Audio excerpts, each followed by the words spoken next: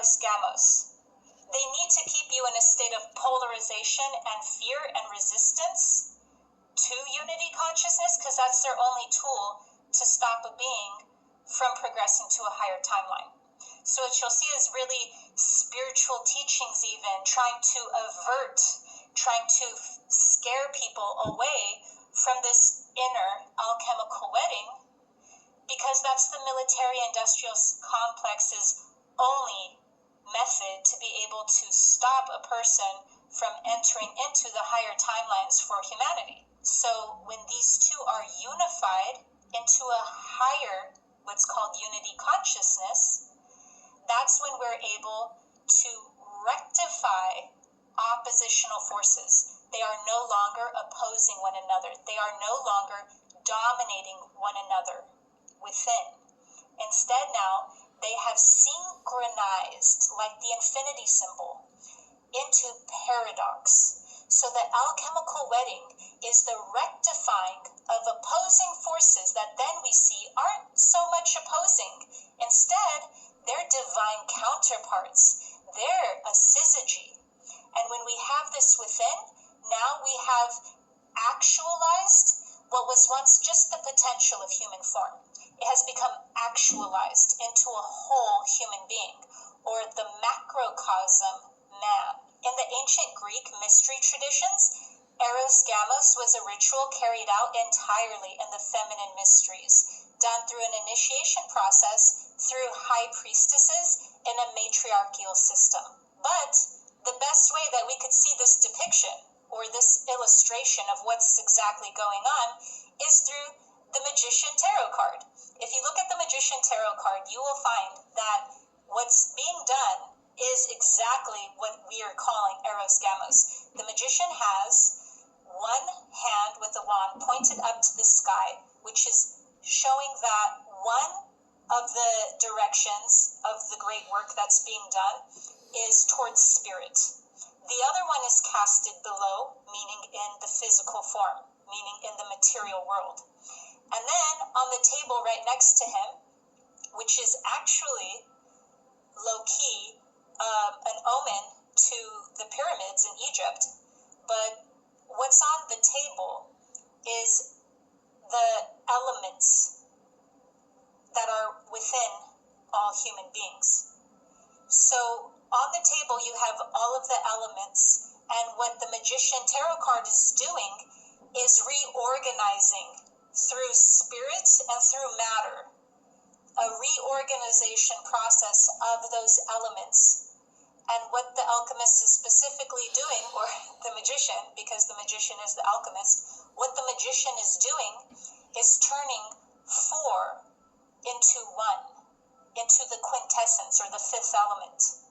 And that's what you see inside that card. It's literally showing the process in the middle of the process of that great work.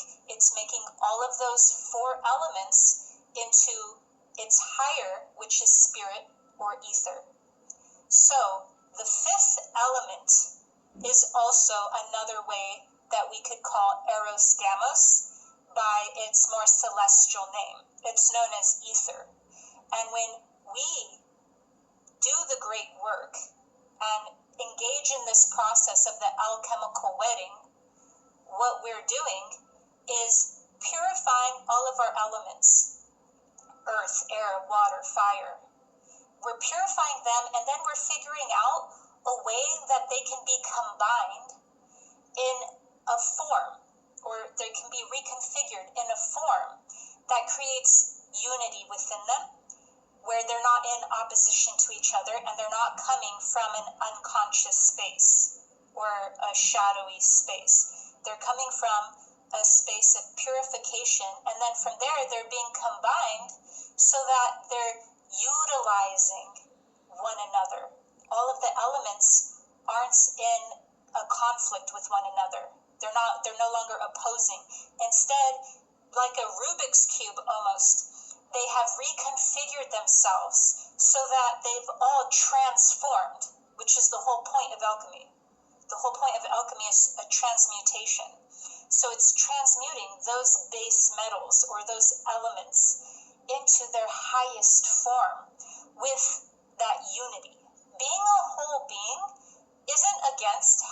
partner and isn't against having polarity dynamics play out in a relationship. It's actually the way that a healthy relationship can be based, because now it's coming from you're a whole being, the other person's a whole being. You don't want to pretend that only having half of yourself and needing that other half in another is going on the higher timelines of humanity, because it's not. That's actually denial of a person's internal masculine energy or their internal feminine energy. And here's what happens internally when we deny that we are a whole being.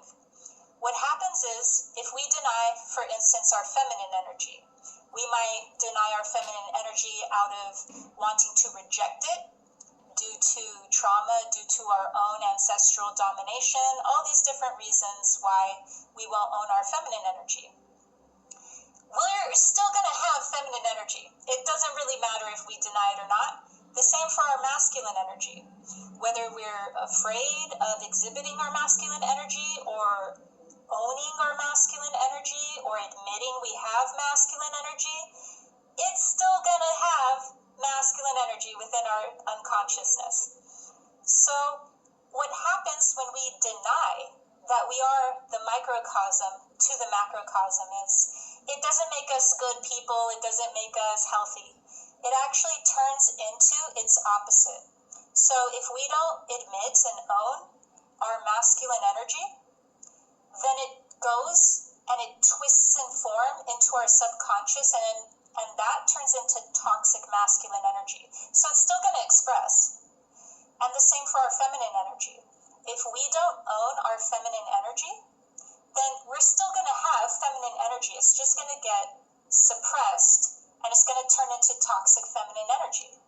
So when men are embodying healthy feminine energy, and when men are embodying their emotional body and then their unconscious, non-linear aspects and hemispheres within them, and then when women are embodying and aligning and becoming conscious and integrating their masculine hemisphere and their masculine energy, that's not going to be unhealthy. That's actually the definition of health in all mystery school traditions and in all esoteric knowledge. That is not just a depiction of what health would be, that is the entire goal of all of esoterica. Now, on the lower timelines for humanity, what you're going to see is the reversal of this alchemical process. You're going to see what's known as false alchemy or black alchemy. What false alchemy is when you see the inversion of unity and the inversion of internal harmony of these opposing forces or these counterbalancing forces. So when they're not divine counterparts within, they go into their detrimental form and they become opposing forces. They're in conflict within. And so they're separated. They have not been rectified. They have not been purified. They have not been united in sacred marriage. So that's called false alchemy. I hope this has helped you marry your higher self.